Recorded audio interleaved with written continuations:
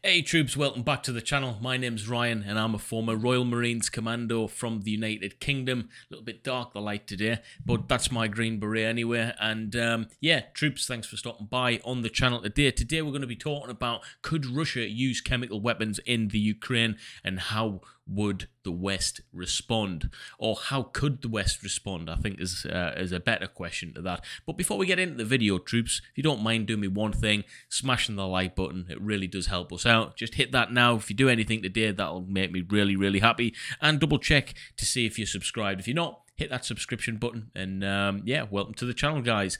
Members, thanks for becoming a member in the first place. If you want to become a member and join the rest of the crew and get a little emblem next to your name, then feel free to click the link in the description or press the join button. But let's get straight into this then. Okay, so Joe Biden was asked twice in a press conference on Thursday gone if NATO would respond with military action where Russia were to use chemical weapons in the Ukraine. A fear raised repeatedly over the past few weeks by the US, UK and others. So it's been in the press, it's been in the news of recent, mainly via UK and US mainstream news, that there is a growing concern and fear relating to the fact that Russia has the ability to use chemical weapons. The question is, would they use them? And if they do, what are we going to do about it? That's a big, big question, guys. There's quite a few things we're going to hit on today with regards to that. But could Russia use chemical weapons in the Ukraine? That's the thing that we're going to cover today. Now, Russia is one of 193 countries that have signed an international treaty banning the production, stockpiling, and the use of chemical weapons. And Moscow denies having or using such weapons. So they're actually part of a treaty, guys. Now, we've seen in the past that these treaties can be, they can be adhered to and they can be mugged clean off depending on what country you're from, okay? Now, does Russia seem like they're going to respect these treaties that's in place, ones that they've previously agreed to? That's yet to come to light. But if anyone's going to use chemical weapons in the Ukraine, it's potentially going to be the Russians, okay? Now, that's definitely up for debate. Let's have a debate in the comments section. What do you think? Do you think Russia is and has the potential to use chemical weapons? Are they that way inclined? I mean, if we push them into a corner far enough, with the fact that 30-plus countries in and around Europe and across the world are supporting Ukraine, Ukraine's just one country, but they've got the backbone of 30-plus other countries. So they're a powerful and formidable fighting force at this moment in time, guys. Let's not forget that. Could we push Russia into a corner where they're going to have no choice to use such a weapon of war? I don't know, guys. I don't know. Let's talk about it. So Russian agents used a deadly nerve agent, Novichok, in Salisbury in 2018. That was all over the news, where they actually killed a woman. It was used again by agents to poison the opposition leader Alexei Navalny in August 2020. So they've already used it. All right, we can't, I mean, we can point fingers at this one and that one, but it pointed heavily towards Russia. All right. Investigative journalists believe Russia retained a chemical weapon program, which is a covert chemical weapon program. Obviously, it's not known to everyone. Whilst its ally Syria is accused of repeatedly using a range of chemical weapons during the long-running civil war. So its friends in higher places and its friends in lower places are actually a product of using chemical weapons themselves. So normally, when your friends are doing something, there's a high chance that you're involved in stuff too. And that's not always the case. We can't tarnish everyone with the same brush. But guess what? If most of the people in your group are bodybuilders, there's a strong chance that you're going to start going to the gym to start bodybuilding. It's just how humans work. So on a government level, on a countrywide level, your friends in different places, if they do certain things, the chances are you're going to copy and follow suit, guys, okay? And it's the same for Russia and Syria in that regards. Western leaders have become concerned that Russia's failure to achieve a quick victory victory in Ukraine means it could consider escalating the weapons it uses to avoid bloody urban warfare, which favours the defenders. It does, and bloody urban warfare will always favour the defenders because they've had time to bolster up their positions, get supplies in, and familiarise themselves with the layout of the land, okay? And at the end of the day, Ukraine is, they're fighting on their home soil. They know the land better than anyone, better than any invader, and they've got a real reason to fight there, okay? Whereas the Russians have just been told to be there. So we've got to kind of consider that as well. Now, helicopters dropping chlorine gas in residential areas of Aleppo in November and December 2016 led to the end of rebel resistance in the Syrian city after 4 years of fighting. These weapons are morbidly effective. Now, what's this got to do with it? Well, again, we're getting into the whole thing where Syria and Russia are pals, okay? So they've been doing it. Is the chances of Russia doing it high? I would say so, guys, okay? I would say so. Western leaders have become concerned that Russia's failure to achieve a quick victory in the Ukraine means it could consider escalating the weapons it uses to avoid bloody urban warfare. All right, so how did Biden reply to questions about the possibility of Russia using chemical weapons? Why we're talking about Biden? Well, America is the global superpower in terms of war, in terms of military, in terms of world police, so to speak. So that's why we're considering what Biden has been saying, guys. Okay, I think it's important to understand that in that context first. He said we would respond. Biden said in his first answer, we would respond if he uses chemical weapon systems of any nature. The nature of the response would depend on the nature of its use. So he's not really been too direct in terms of how he's going to actually respond in terms of if chemical weapons was used. So I'm guessing in terms of, let's just put it into context, if they're dropping small gas grenades with chemical agents in them in residential areas, they might not see that as too big of a deal. If they start dropping big bombs, I know they've got the thermogenic bombs and stuff like that with chemical agents in it, that becomes an increasing problem, okay? It's arguably worse than smaller nukes, okay, in terms of what the damage some of these nerve agents can do, because it's a slow, some of them can be slow, decrepit death, all right, and a painful one of that. So there's a reason that the world frowns against the use of chemical weapons. It just puts people in horrific pain, in unnecessary pain as well. War doesn't have to be that way, okay? I know it's horrible, it's gross anyway, but it doesn't have to be that bad, okay? If your aim is to take people out, take them out as quickly as you can. It sounds horrible that we're even talking in that way, but that's just the way I think. The second answer was less clearly expressed. He said it would trigger a response in kind whether or not you're asking whether NATO would cross. We'd make the decision at the time. So he's been a little bit cagey in his answers here, because at the end of the day, with him being in the spotlight, the public figure, the commander-in-chief of the world's military superpower, America, if he says something, he's almost confirming that that's what the actions is going to be, even if it changes at the time. So I think he's been smart by not giving a thorough answer with that. But what it does do is allow Russia to have the potential to go, well, he's not going to do anything. We're going to use it anyway. It's like an open-ended thing, really, isn't it? It was clear from the context that a response in kind from Biden's behalf was intended to mean it would be a considered reaction to what was deemed to have taken place. Military action was by no means certain, although Biden was careful not to rule it out either. So it's definitely a possibility in terms of military interaction. What could a NATO response look like? So Biden's answer was clearly conditional on what an attack would look like.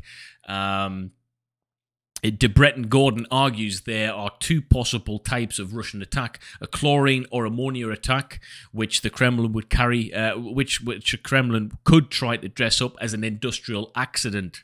That's key here. Look at some of the areas in Ukraine. If you drop bombs on certain areas there, Could they be disguised as, well, you know, it was an industrial accident? We've seen some footage around the world over the past few years that, I'm not going to mention names, all right, but certain places that accidentally had explosives, and the explosive amount seemed disproportionate to what was actually happening. So I think we have potential to see some industrial accidents go on in Ukraine. Don't be surprised if that happens, guys, and Russia tries to defend themselves in that way. I wouldn't be surprised at all. But yeah, so I think they could actually try and dress it up as in the use of as an industrial accident, and the use of chemical weapons specifically designed to kill, such as sarin, which was used in Syria in 2017, or Novichok. So these are horrible, horrible chemicals, guys. They shouldn't be used in war at all. In the first instance, this is Biden talking again. I am not sure where there would I'm not sure there would be a kinetic/military response from NATO. Allies would more likely want to supply Ukraine with more and better weapons and extra intelligence if they can. So I agree with that. I think it's actually worked in Ukraine's favour at this moment in time by not having NATO directly, because the indirect response has been absolutely fantastic. It's been really, really good, guys, okay? The fact that I think America's just signed off £8.5 billion or $8.5 billion or something in support of Ukraine. Bearing in mind their previous support level was, I think it was about £349 million worth of weaponry, which is still fantastic. But when you look at the whole response from all of these countries, the response is massive, guys, okay, in terms of how much money is getting pumped into Ukraine, both in actual funding, but with weaponry, munitions, skill set, individuals who are training people. It's massive, guys. Okay, but if Russia uses agents only designed for use in warfare, NATO would likely have to respond militarily. So we're not just talking about intervention indirectly, we'll be talking about direct military intervention, okay, as they did in Syria. All right, we've seen that escalate in that way. And sorry, that was said by Bretton Gordon, not Biden. Also a former commander of NATO's chemical weapons force. I didn't know that. So the US engaged in 2 sets of strikes in Syria. Missile strikes took place in April 2017 after the sarin gas attack. We've seen that on the news. Air and missile attacks followed a year later in April 2018 with the help of France and the UK. Yeah, we were helping with air support at the time. The RAF were quite heavily involved over there doing sorties in Syria. After a chlorine gas was used in Damascus, each time what were described as Syrian chemical weapon sites were targeted. Yeah, there was a lot of collateral damage with civilians and stuff like that. But hey, guess what? That's been long forgotten about now. Should it be? You know, there's people lost their lives over there. But any attack by NATO forces or a subset of Western countries would be very unlikely to attack chemical sites in Russia directly for fear of starting a general war. So, for instance, if certain NATO countries get involved, would that be considered a declaration of war for, let's say, Britain got involved via NATO? Would that be would that be Britain getting involved directly? Well, Russia would probably declare that as war on Britain's behalf. So, yeah, it would get Britain involved. So that's the thing with NATO. Everyone has to get involved, or it can't just be a heavy chunk of individuals from one specific country, because that's effectively that country getting involved, and I think Russia would take that as a direct threat from that country as opposed to NATO. So yeah, or subsequent would be very unlikely. The attack on chemical sites directly where we are.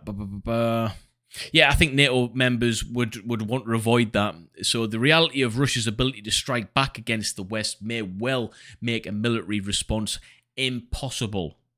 So we're still running a little bit scared information-wise on the potential of Russia. So although the media is saying that they're not doing very well in Ukraine, they're falling behind strategically, the way their soldiers are utilizing themselves, logistic support, the supply chain, all of that, they're not doing very good, it appears, via the media.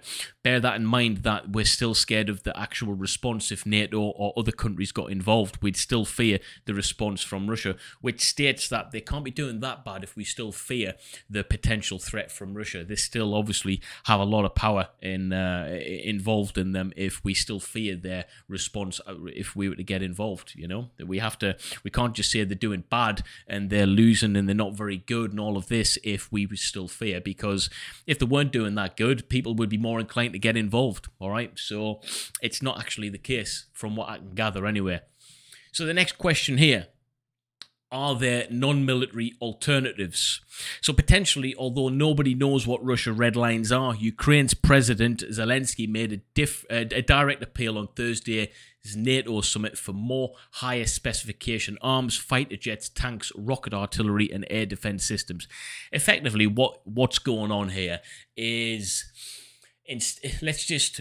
so you've got the battle space and an external country gets involved. All right, that country goes, yes, actions their troops, brings their troops in with all their weaponry and expertise. Boom, you're now in the battle space. What Zelensky's proposing, and what is happening to some degree, is we're getting countries to do all of that, but without them going, yeah, we'll get our troops ready with weaponry and bring them over. We're not getting our troops ready, but you can have everything that our troops have, including the information, intelligence, and everything, and you can utilize that via volunteers and bolster your own numbers up with your current military. So it's very smart. It's like you're getting a military from another country, but only 95% of it. The other 5%, in terms of the actual people from that country, you're getting in terms of volunteers. So it's a smart military move without really getting people involved. Is NATO involved indirectly? Absolutely. You know, it's not a legitimate thing. So do I see this being a tactic going forward when other countries escalate in times of conflict? I see this happening definitely. So yeah, so you want fighter jets, rocket artillery. Western nations could step up military aid. So military aid is something that it's not really declaring war on a country if you provide massive amounts of military aid, or it shouldn't be anywhere. A second option would be to tighten economic sanctions further, using illegality of chemical weapons as justification. Options would include sanctions against other Russian banks and a full ban by the EU and UK on oil and gas imports, although that would be, for some countries, an economically difficult decision to take.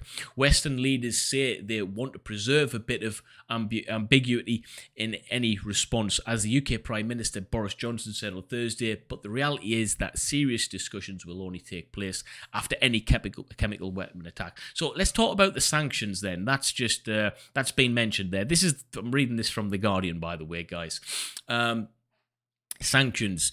So everyone knows now that Russia has been heavily sanctioned. All right, some of the strongest sanctions we've ever seen in the globe ever. But we have to take that classification as further than just, oh, Russia's been sanctioned, because I feel like I've been sanctioned. You guys, if you think about it, will feel like you've been sanctioned because, you know, we see the direct impact on ourselves with oil and gas prices right now. I can't fill my vehicle up for £60 anymore. It's like £110. All right, so I've been sanctioned.